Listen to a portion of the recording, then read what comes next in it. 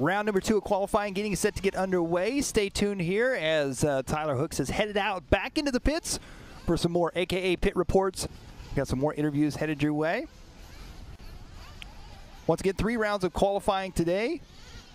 6-minute heat races.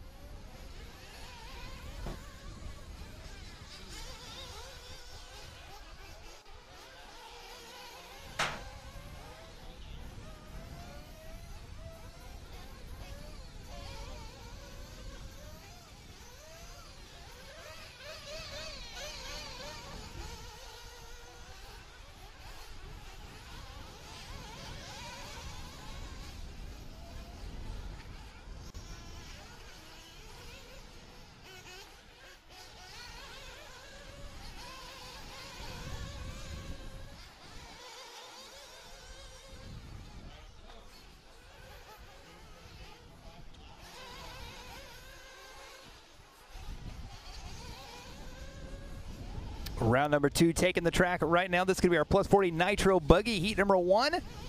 Our second round of qualifying.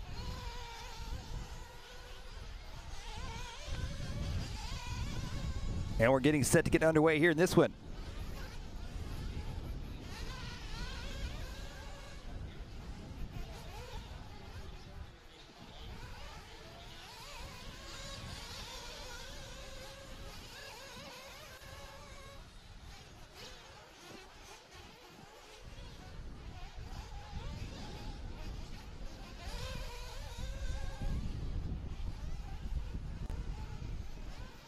All right, guys, Tyler Hooks here with Ryan Mayfield with the AKA Mobile Cam out here in the pits doing some.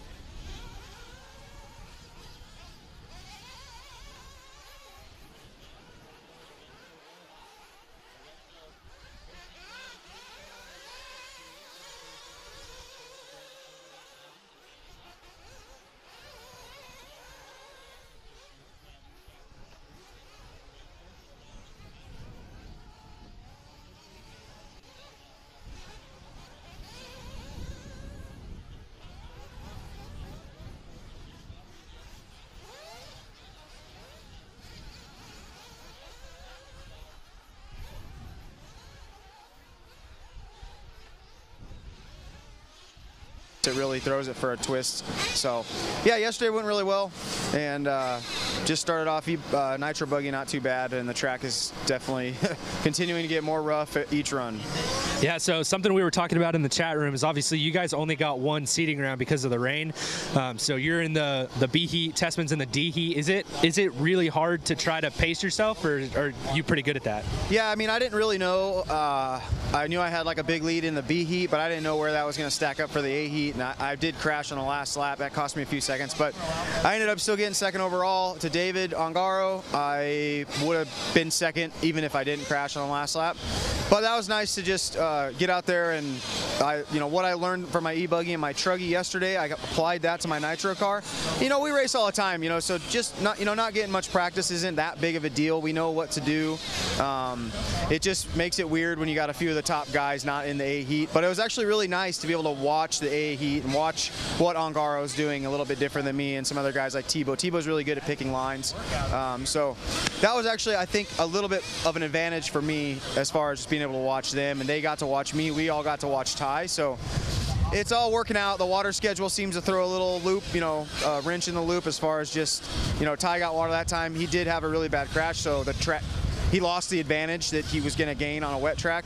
But then next time, I think maybe I get a little bit more wet track. So, yeah, this is definitely unique. That's the Nitro Challenge, man. You never know what you're going to get, and we're definitely getting an interesting one for sure. Yeah, so you were talking about the shock pistons and everything, and it sounds like you can change your rebound and your compression differently. Are you guys making a whole bunch of other changes, or is it just kind of playing with those since they're pretty new? The chassis stuff, I usually run pretty similar. I changed my front roll center a little bit just to let it kind of get over the nose a little more supple through some some of the flowing corners. You can play with Ackerman. I haven't really done that, but that helps a lot in this flowing, bumpy stuff. That might be something I do next. But yeah, you can basically run a thinner valve in the shock, and it lets the wheel lets the shock have more rebound, so the tire follows the track more. Conventional thinking is you make the shock softer, but then when you're hitting the bump, the shock's too soft, and then your rebound's better. So what's the beauty of the MIP stuff is you can run the same shock oil, have the same compression for the initial hit, and then run a thinner valve so you get the rebound you want to let the tire follow the bump. So it is definitely, it's still a learning curve. You can really screw yourself up pretty quick while not knowing what to do, and it really affects what spring. When you put a lot more rebound in your car, you got to adjust with maybe a softer spring. But yeah, it's definitely I think changing the game as far as rough track racing with having a piston like that. And yeah, we'll go back. I got a different tire I'm going to run. Tire's a big thing too, because we're running in such loamy conditions. It's kind of hard packed, and then you got to go ride the fluff to avoid some bumps. So that's definitely going to be a critical point in the setup. And yeah, reset and do it again. All right, thanks, Ryan. Thank you. Well, we were back here in the ProLine broadcast booth. What an exciting first round of qualifying we had. We had Davide Ongaro absolutely obliterating the competition there in that last one. Ryan Mayfield finishes in that number 2 spot. Of course, we just heard from Ryan there as Tyler out in the pits with the AKA pit report. David Ronald Falk 3rd, Elliott Boots 4th, Robert Battier 5th, Ty Tessman, Ryan Lutz, Jared Tebow, Marco Barufalo, Ryan Cavallari was your top 10. Now, keep in mind the Nitro Challenge, unlike a lot of events, top 12 go directly to the main, bumping 3. So 15 car mains here at the Nitro Challenge. So that means Cole Ogden finished 11th, and Paul Ciccarillo, so Chicky, putting in a top 12 run, an A-main run in round number 1 of qualifying. Well, round number 2 of qualifying is on the track right now, getting underway. Some more exciting action ahead of us. Make sure you stay tuned here on LiveRC.com. I'm Mike Garris, along with Tyler Hooks out of the pits right now. Stay with us right here on LiveRC as round 2 DNC 2019 off and underway.